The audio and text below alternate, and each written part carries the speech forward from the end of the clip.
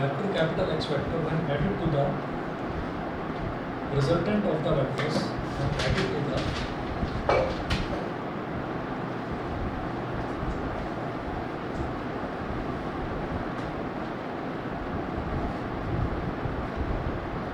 resultant of the vectors A vector is equal to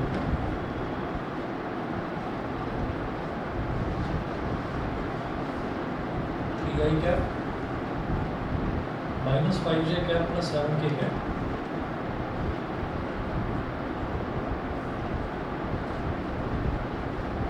minus 5j cap plus 7k cap and B vector is equal to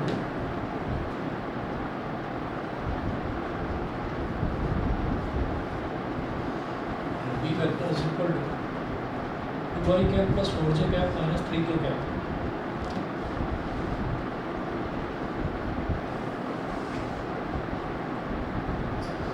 k cap gives a unit vector along y-axis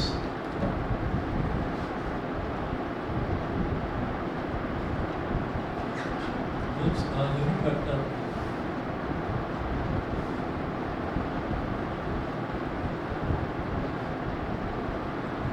along y-axis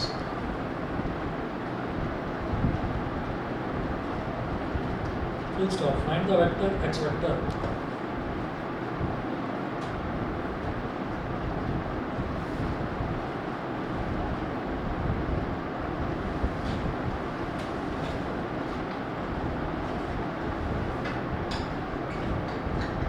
find the vector x vector.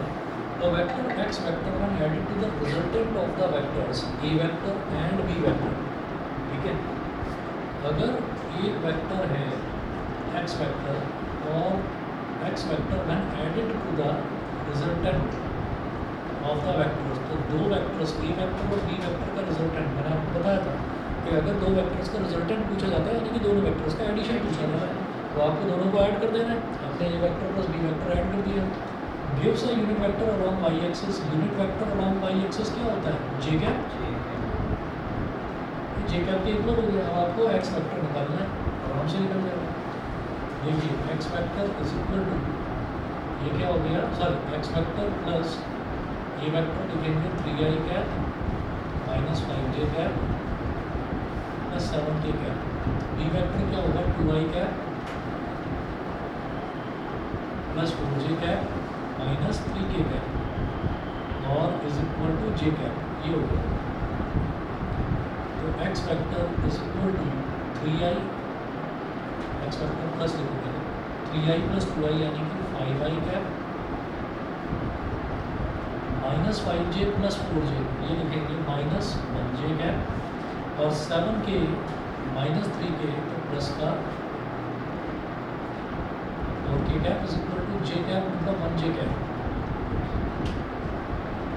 तो x vector is equal to, अब इन तीनों को उस तरफ ले जाओ, ये हो जाएगा minus 5i cap plus 1j cap minus 4k cap और 1j cap ऑलरेडी यहाँ पर था ही, j cap मतलब 1j cap 1j cap plus 1j cap 2j cap x vector is equal to minus 5i cap plus 2j cap minus 4k cap। ये हमारा x vector है। ठीक है जी, ये पूछ रहे थे। बाकी आज फिर इतना ही कर लीजिए क्योंकि और तो टाइम बचा नहीं, मैं और कर रहा हूँ।